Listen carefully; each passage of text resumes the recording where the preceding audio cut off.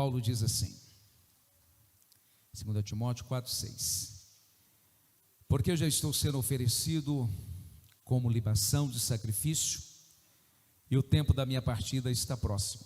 Combati o bom combate, acabei a carreira e guardei a fé.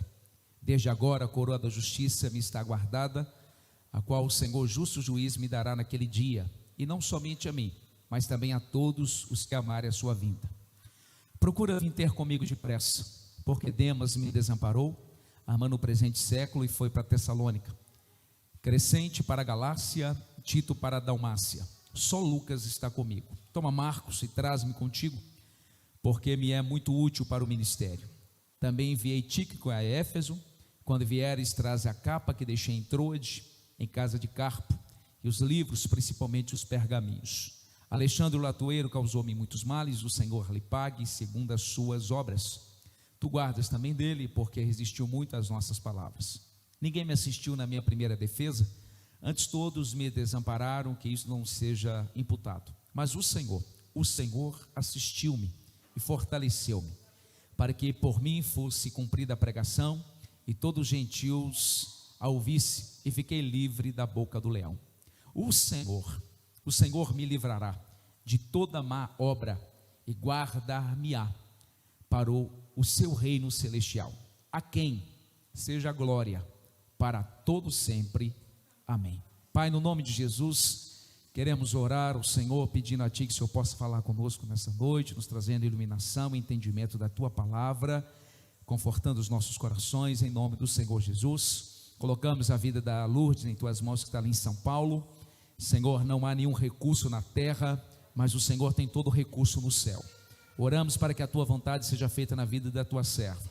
A Lourdes tem desfrutado de uma visitação do Senhor e de uma intervenção assustadora ao longo dos anos.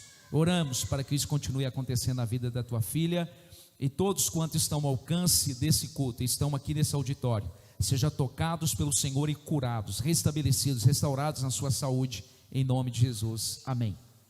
Pode tomar o seu assento. Irmãos, eu já preguei sobre 2 Timóteo aqui. Nesse capítulo também eu preguei. O que nós temos aqui são as últimas palavras do apóstolo Paulo. As últimas palavras. Paulo falou muito, e as suas falas muito nos edifica, porque ele escreveu, dos 27 livros do Novo Testamento, ele escreveu 13, então a metade, ele escreveu praticamente a metade. O que nós temos aqui é como se fosse um testamento do apóstolo Paulo, as suas últimas declarações, porque após essas declarações, Paulo, ele vai ser decapitado, ele morre como mártir do evangelho, todos nós temos conhecimento disso. Ele está na sua última prisão, e a sua prisão agora ela é política. Agora Roma prende o apóstolo Paulo. A sua primeira prisão era um aspecto religioso. Os judeus, por inveja do apóstolo Paulo, haviam prendido para que ele não falasse de Jesus. Agora a segunda prisão não, a segunda prisão ela tem um contexto político, e Paulo sabe que daqui ele não vai sair com vida, são os seus últimos momentos, e ele vai escrever a Timóteo dentro desse contexto, dentro dessa situação. Amados irmãos, e quando ele está nessa prisão política, o que aconteceu? Também vou refrescar a memória de vocês, e quem não sabe vai aprender aqui um pouquinho de história. No ano 54, Nero assume o Império Romano. No ano 54, um jovem. Nero era um sujeito um pouco pervertido, um pouco meio desequilibrado. No ano, para os irmãos terem uma ideia, ele assassina a própria mãe. No ano 64, 10 anos após ele assumir o império, ele quer construir Roma, reconstruir Roma. Roma tinha 14 bairros. Outro dia eu contei, Mariana tem 14 bairros, não aumentou. Roma era tamanho de Mariana aproximadamente. Nero precisava reconstruir na sua ideia e ter uma Roma pronta, mas ele queria uma nova cidade do império. E ele manda pôr fogo em Roma, incendeia Roma. Os historiadores dizem que ele pega uma harpa, sobe para uma torre chamada Mecenas, e ali começa a tocar lira, enquanto 7 noites e 6 dias, em julho de 64, Roma começa a pegar fogo. E dos 14 bairros, 10 foram totalmente destruídos, e muitas pessoas tiveram grandes prejuízos e morreram também. Curiosamente, a história diz que os demais 4 bairros ficaram intactos. Quem morava nos 4 bairros que ficaram intactos? Judeus e cristãos. Só que quem provocou o incêndio foi Nero. Só que quando ele vê que 4 bairros ficam intactos, o que ele faz? Ele responsabiliza os cristãos. Foram os cristãos que incendiaram Roma. A história diz que faltou madeira para crucificar os cristãos, responsabilizados por algo que eles não fizeram.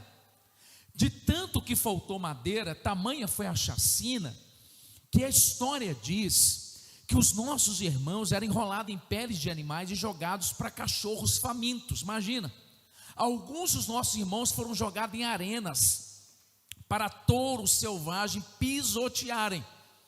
Tudo isso aconteceu porque ele responsabiliza os nossos irmãos. Bom, e eles vão agora no encalço de quem? Dos líderes da igreja. Se os nossos irmãos morreram, assim, imagina os líderes. É nesse contexto que morre como mártir, entrega a sua vida como mártires, Pedro e Paulo. Pedro morre crucificado, a história diz, de cabeça para baixo. Ele não sentiu digno de morrer da mesma forma que Jesus, e ele pede para morrer de cabeça para baixo. Paulo não é crucificado porque Paulo tinha dupla cidadania, ele era judeu e ele era romano. Então um romano, ele não poderia sofrer morte, ele não poderia ser crucificado. Era conferido a um romano, quem tem tal cidadania, uma morte mais rápida, sem dores. Então Paulo, ele sofre a sentença de ser decapitado. Essa é a explicação porque a sua prisão ela é política. Nero manda prendê-lo. Nero tem como grande inimigo do Estado. Então os principais líderes precisavam pagar por um crime que não cometeram. Vocês estão entendendo, amém? Não está aqui no meu script, mas aqui eu quero tirar uma lição. Talvez você está aí sentado no seu banco ou me assistindo em qualquer lugar através dessa live e pode se perguntar: pastor, mas eles não fizeram nada, por que Deus não fez nada? Todos nós fazemos essas perguntas. Por que eu estou passando tal situação? Por que eu estou passando tal tristeza? Por que eu estou enfrentando tal angústia? Por que eu estou tendo tal perda? Irmãos, o nome de Deus não é glorificado só quando tudo vai bem. O nome de Deus também é glorificado quando tudo vai mal e nós nos mantemos fiéis a Deus.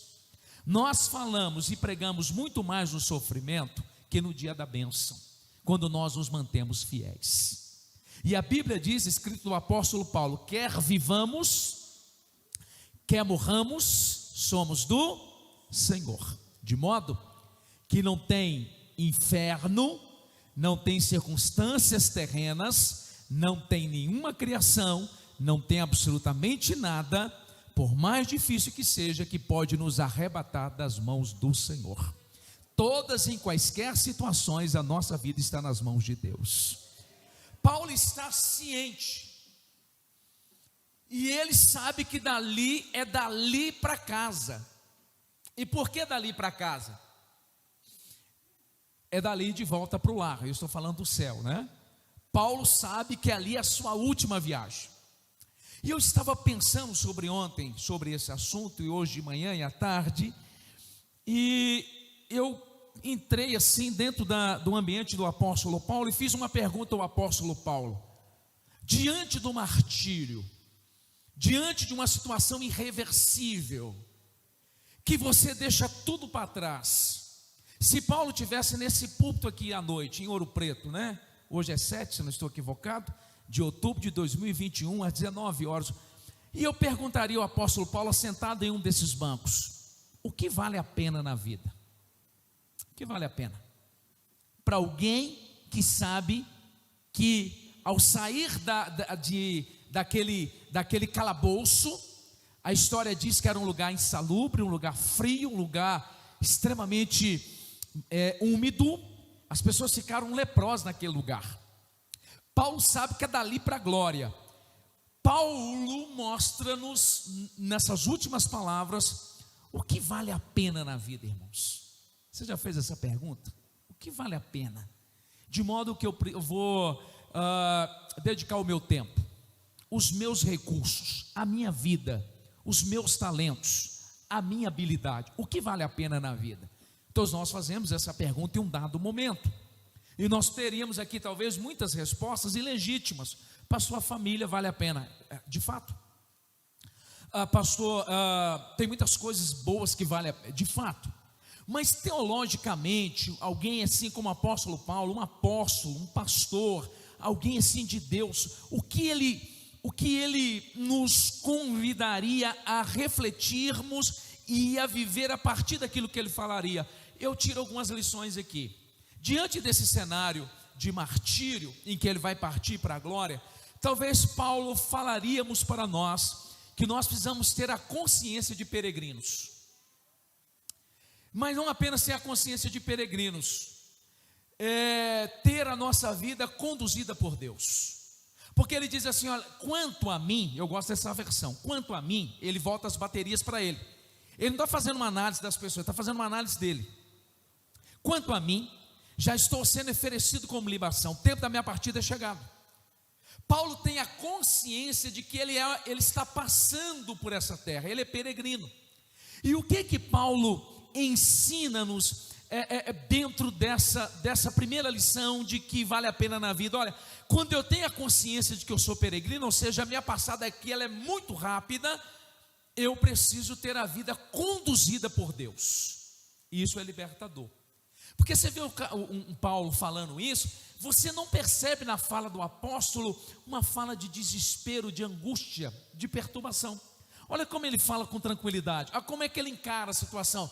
Quanto a mim, eu já estou sendo oferecido como oferta. Alguém que está tranquilo, alguém que está sereno. Paulo, ele tem essa atitude e ele ensina-nos que o que vale a pena na vida é ser conduzido por Deus. E por que ele tem essa tranquilidade? Porque a sua vida sempre esteve, desde o encontro que ele teve com Jesus no caminho de Damasco, capítulo 9, ele sempre teve a sua vida fundamentada em quem? Em Jesus. A sua vida era fundamentada em Jesus. A sua vida era fundamentada na palavra. A sua vida, sem qualquer sombra de dúvida, ela era guiada por Deus. De modo que ele está diante de Nero, ele está diante da morte, ele está diante de uma situação que ele não volta mais para as igrejas, ele não volta para a sua família dali para a eternidade. Paulo, ele faz a seguinte leitura: a minha vida não está nas mãos de Nero, a minha vida não está à mercê da morte, a minha vida não está entregue às circunstâncias, a minha vida, ela está literalmente, totalmente nas mãos de Deus. De modo que ele olha para a morte e diz assim: morte, na verdade, você é um meio pelo qual a minha vida será oferecida a Deus como libação, como oferta. Os irmãos estão me entendendo, amém? Consciência de peregrino. E essa consciência de peregrino tem que trazer qual a implicação? A minha vida é conduzida por Deus. Quando eu tenho convicção disso, e de fato isso acontece, 3 coisas eu sou liberto. Primeiro, do vitimismo. Quantas pessoas acham que só para ele dá tudo errado? Paulo poderia se colocar como um vítima, sozinho, cara que fez tanto. Livra-nos do desespero. Ele está olhando para a morte, e a morte é apenas um meio pelo qual ele está sendo oferecido como oferta agradável a Deus. Então, ele não está desesperado. Esse texto também, essa fala do apóstolo Paulo, liberta-nos da angústia. Quando eu tenho a minha vida conduzida por Deus, quando a minha vida está fundamentada em Cristo, nos seus princípios, na sua palavra, eu não estou à mercê da morte. Não são as circunstâncias que determinam a minha vida, não são os inimigos que determinam o meu destino, mas é Deus que está na condução da minha vida. A minha pergunta nessa noite é: quem está conduzindo a sua vida? Quem está conduzindo a sua casa, o seu casamento, a sua história? Lucas diz, Atos 17, ele diz assim no verso 28, porque nele, em Deus, nós existimos, nós vivemos e nós nos movemos. Nós que professamos a fé em Jesus, nós que temos a fé cristã, nós precisamos certificarmos que a nossa vida ela está sendo conduzida por Deus, porque quando nós temos essa convicção e vivemos de fato assim, nós sabemos que quem está no comando é Jesus. A morte não está mais à frente de nós, a morte está atrás de nós, porque na nossa frente está o grande general Jesus Cristo. Ele venceu a morte, amém? Na sua morte ele matou a morte. Olha que coisa, na sua morte ele matou a morte. Então Paulo diria-nos assim: olha, tenha consciência de peregrino, mas não tenha apenas a consciência de peregrino, permita que Deus os conduza.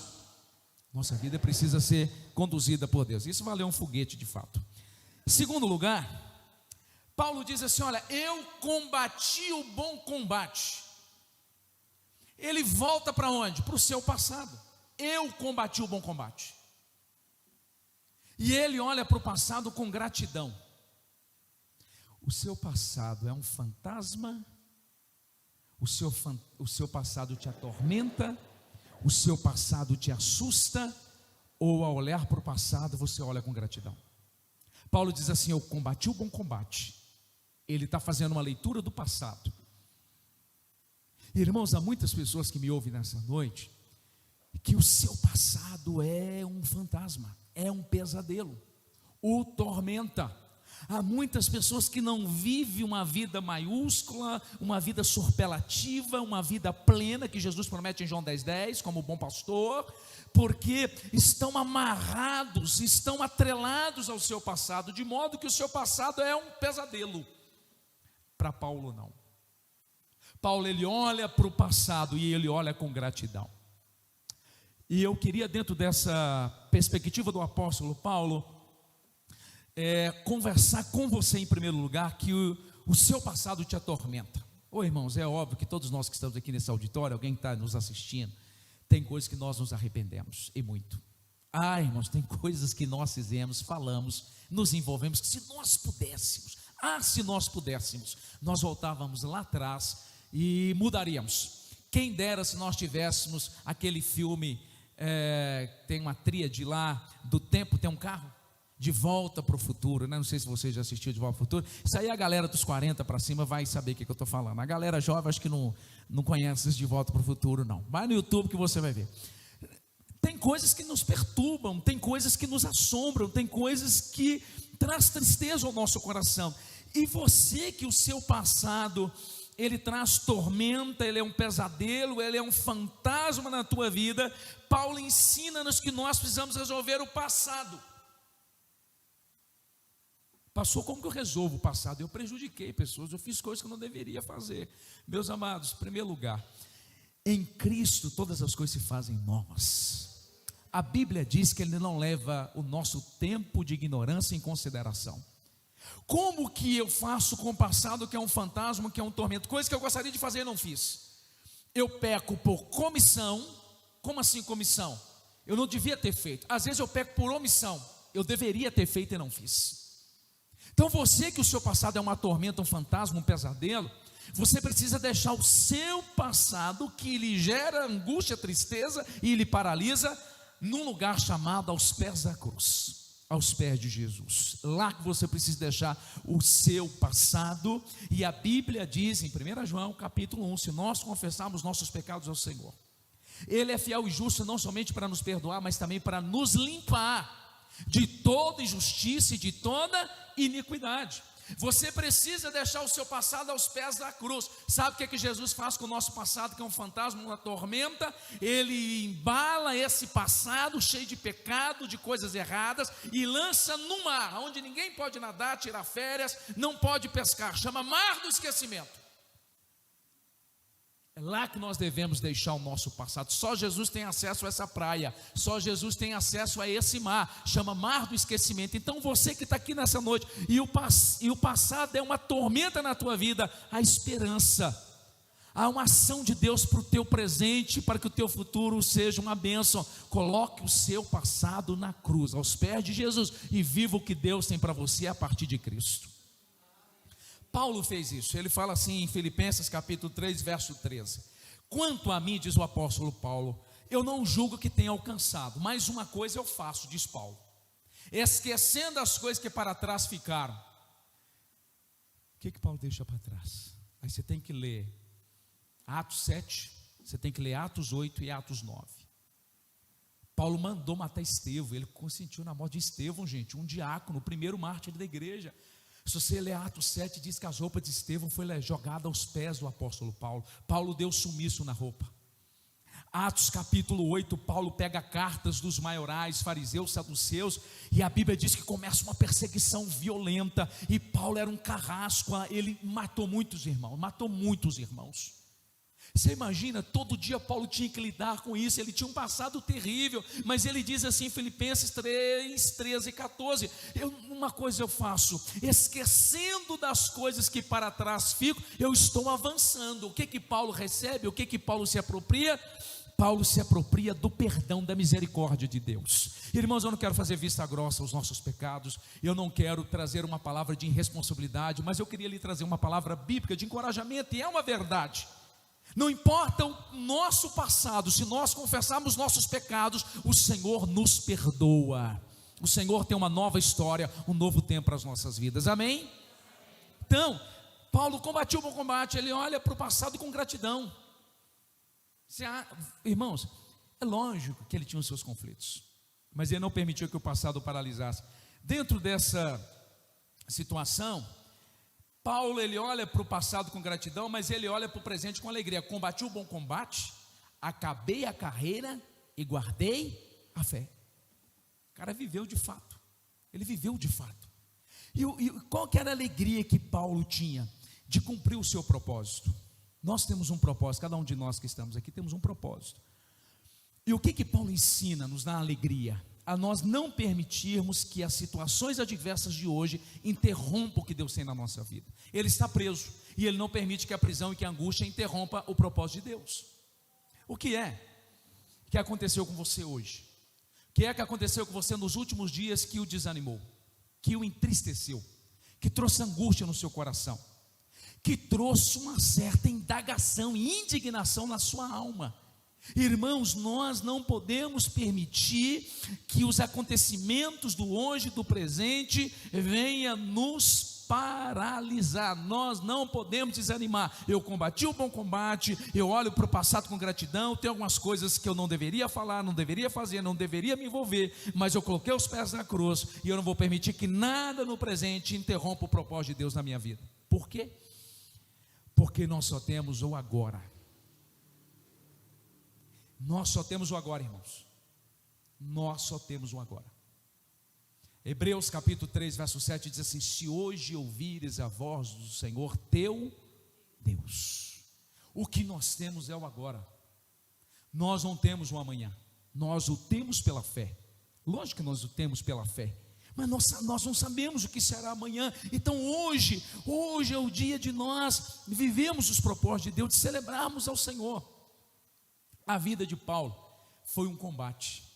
Olha o que ele diz: combati o bom combate. Como diz o pastor Israel, irmãos, não existe céu baixo. A vida é feita de lutas, de batalhas, de combate. Está estranhando os combates? Ele não estranhe. A vida é feita de luta. Olha só, Paulo teve um combate intenso. Vou enumerar algumas situações. Paulo lutou contra os poderes sombrios da maldade. Paulo lutou contra Satanás, contra os vícios judaicos, cristãos e gentílicos, 3 povos, contra a hipocrisia e violência, conflitos e imoralidade em Corinto, fanáticos e desleixados em Tessalônica, e não por último, no poder do Espírito Santo, lutou contra o velho Paulo dentro de si mesmo, com tribulações externas, com temores internos. Paulo tinha suas lutas pessoais.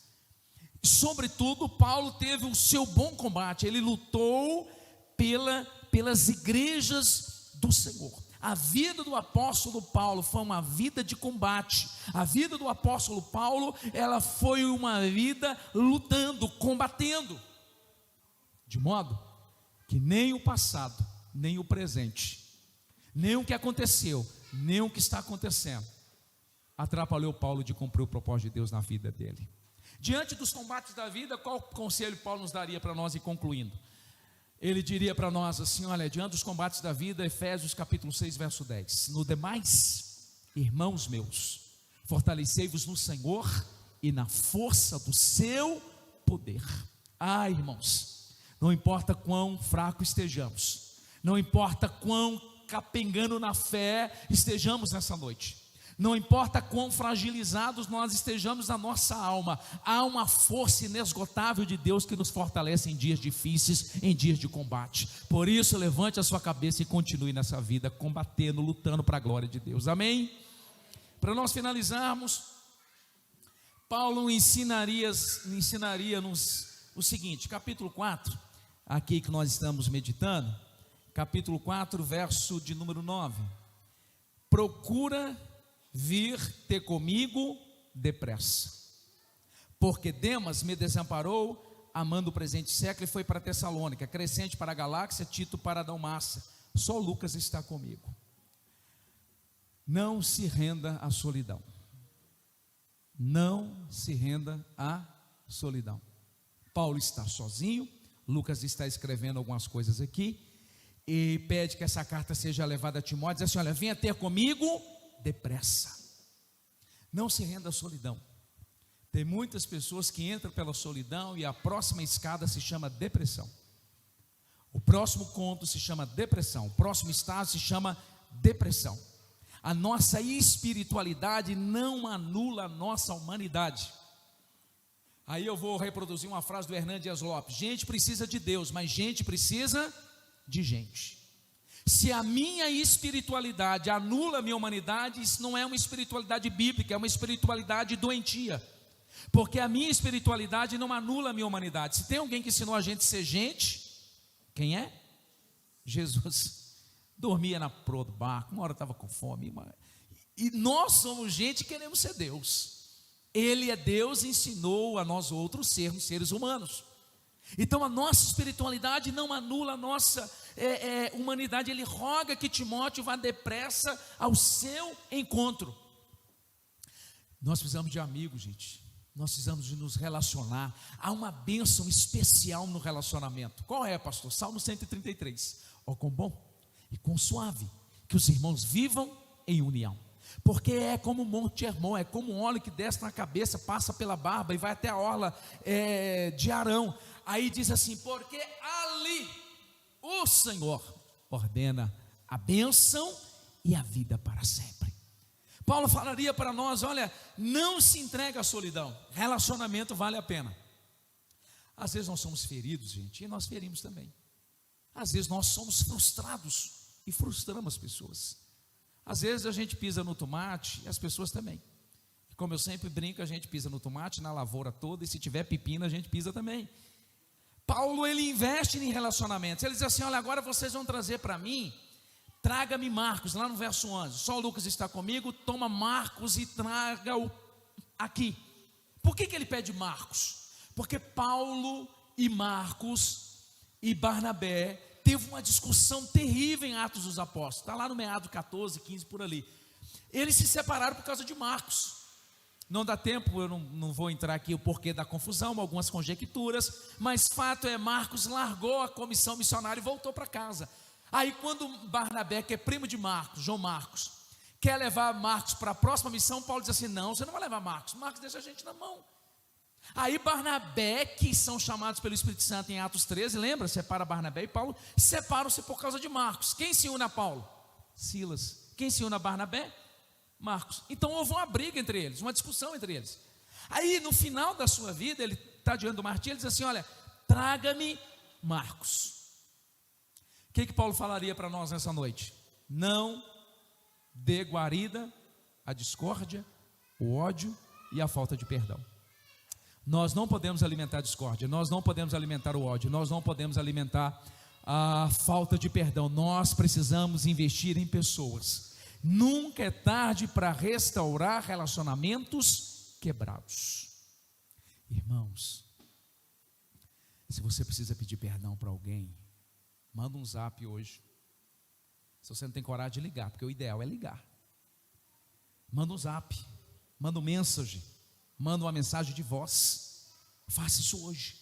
Paulo, ele percebe isso, o que ele faz? Ele conserta. Nunca é tarde para nós restaurarmos relacionamentos quebrados, para construir pontes onde o dia houve uma intolerância que cavou abismos.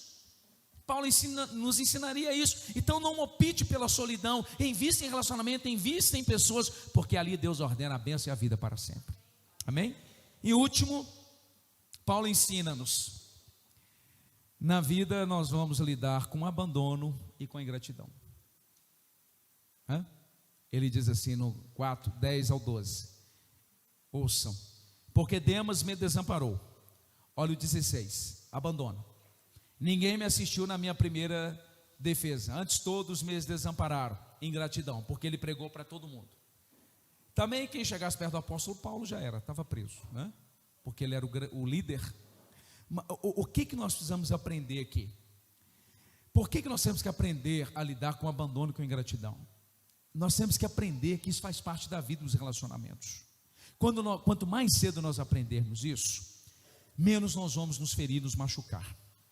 Quanto mais rápido nós aprendermos isso aqui, nós vamos lidar com maturidade, nós vamos continuar, nós não vamos desistir, nós não vamos parar por causa dessas coisas. Porque ainda que sejamos abandonados pelos homens, nós somos assistidos por Deus, gente. Amém? Nós somos assistidos por Deus. Talvez você está aqui, você está frustrado, decepcionado com algumas pessoas, foi abandonado. Pessoas que eram para ser gratas a você, as pessoas são ingratas. Olha o 17. Paulo diz assim: mas o Senhor me assistiu e me fortaleceu. Jesus é o bom amigo, o fiel amigo, que jamais vai nos abandonar, que jamais vai nos frustrar, que jamais vai nos decepcionar. É Ele que sempre vai ofertar a nós outros graça e misericórdia. Paulo não encerra a sua carreira frustrado, não está com a sua alma amargurada. Paulo, ele sabe que os problemas da terra não podem empalidecer a glória do céu. A ingratidão dos homens não enfraquece a assistência abundante de Deus sobre a sua vida.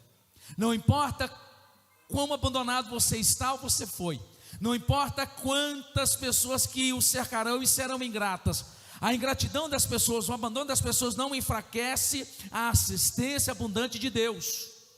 Eu não tenho que parar, não tenho que desistir porque eu fui abandonado, estou lidando com pessoas ingratas, mas eu tenho que avançar, porque Deus está comigo, Deus me fortalece. Amém? Por outro lado também, gente, vamos virar a moeda. Quantas pessoas você já abandonou? Quantas pessoas você já foi ingrato? Não sejamos ingratos, não vamos abandonar. Paulo ensina-nos aqui verdades extraordinárias. Deus não nos livra do vale. Às vezes Deus nos livra no vale. Os irmãos cantaram aqui, achei até legal. Deus não nos livra da cova dos leões, mas na cova dos leões. Deus muitas das vezes não nos livra da fornalha de fogo, mas na fornalha de fogo. Às vezes Deus nos livra da morte, outra vez Deus nos livrará através da morte. Em todas e quaisquer circunstâncias, morte ou não morte, uma verdade Paulo ensina-nos: em todo tempo, Deus é o nosso refúgio e a nossa fortaleza. Amém? Paulo sabe que dali ele sai para o martírio. Deus livra Paulo aqui do que? Através da morte. A morte não tem a última palavra em nossas vidas. Paulo tomba como mártir, como missionário, como um pastor, como um plantador de igreja, mas quando ele é decapitado, ele se levanta como príncipe diante do Rei dos Reis e Senhor dos Senhores. A nossa vida não acaba aqui. Nós estamos caminhando rumo à Nova Jerusalém, à presença do Todo-Poderoso. Amém, amados? Vamos colocar de pé, vamos orar. Glória a Deus. O que vale a pena na vida então, pastor? Olha, primeiro você precisa ter a consciência de peregrino, que a vida não é só aqui. E isso tem que fazer com que a vida seja conduzida por Deus. Segundo, olhar para o passado com gratidão. Se você não consegue se alegrar com o passado, coloque aos pés da cruz e viva o novo de Deus. Viva hoje e viva com excelência para a glória do Senhor, cumprindo os propósitos de Deus na tua vida. Paulo ensina-nos que apesar de sermos feridos, apesar de ser difícil as pessoas, relacionamento vale a pena. Pessoas são uma bênção em nossas vidas. Nós temos que aprender a perdoar e ser paciente com as pessoas. Ali o Senhor ordena a bênção e a vida para sempre. Nós vamos topar com pessoas, na história da nossa vida passarão pessoas ingratas e pessoas que vão nos abandonar, mas em todo tempo Ele está conosco. Ainda que andássemos pelo vale da sombra da morte, não temeríamos mal algum, porque o Senhor está conosco, amém? Nós vamos orar, e eu queria fazer uma oração especial pela família da saudosa Ana Paula, em nome de Jesus, que está conosco aqui nessa noite, os irmãos, bastante gente, né? Eu vi uma foto da Adriana lá, é a casa das 7 mulheres, se eu não estou enganada, eu guardei essa foto de lembrança lá na minha galeria. Nós queremos orar, faz 9 dias que o Senhor chamou a Ana à eternidade, e nós queremos fazer menção da nossa saudosa irmã, que deixou um legado extraordinário de fé, que naquilo que eu preguei aqui à noite, a Paula viveu de forma clara e nítida nos últimos dias, né? Quem esteve mais perto sabe o que eu estou falando, principalmente nesses últimos meses. Então nós queremos nessa noite trazer à memória a perseverança da irmã e sermos gratos a Deus por ter nos dado o privilégio de tê-la conosco. Alguém aqui saberia me dizer quanto tempo a Paula congregou aqui?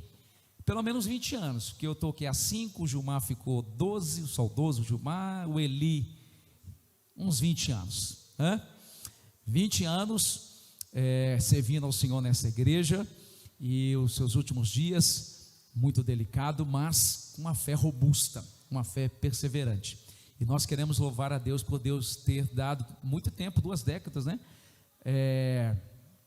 20 anos congregando aqui, servindo ao Senhor, e firme com o Senhor, que Deus possa continuar sustentando a família, os pais, os irmãos, e sintam-se abraçados pela igreja, Primeira Igreja Batista Nacional em Ouro Preto. Vamos orar, em nome de Jesus. Tem algumas fotos aqui, né? Glória a Deus. Essa aqui é a Lívia, não é? É a Lívia, né? Ela está enorme. Vamos orar em nome de Jesus. Pai, nós queremos te louvar por essa noite. Senhor, ensina-nos a vivermos na perspectiva que o apóstolo Paulo viveu. Falando do apóstolo Paulo, diante de tal situação, nós trazemos à memória também a nossa saudosa irmã Ana Paula, que o Senhor chamou à eternidade na última quarta-feira, na quarta-feira passada.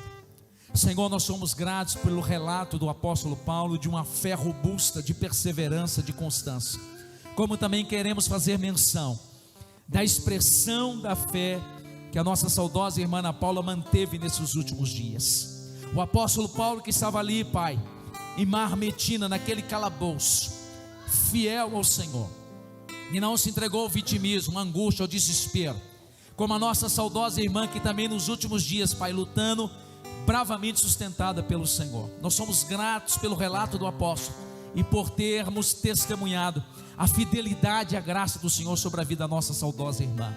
Senhor, ensina-nos a nos entregarmos por inteiro a Ti, e ter a nossa vida conduzida pelo Senhor.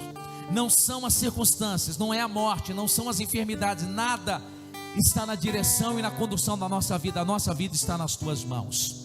Pai, ensina-nos, ó Pai, olharmos para o passado, Senhor, com gratidão, e a vivermos hoje com alegria, servindo ao Senhor.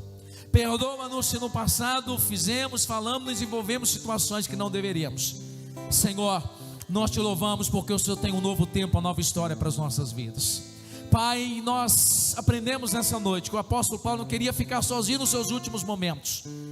Pai, nós queremos Te louvar porque o Senhor sempre nos aproxima e traz pessoas até nós, como o Senhor trouxe Lucas, Timóteo, como o Senhor trouxe João Marcos, para confortar a alma do apóstolo Paulo. Queremos Te louvar, Pai, por pessoas como a Cristina, que nos últimos dias esteve com a Ana, Senhor, trazendo ali um abraço, conforto, de uma amizade de longos anos.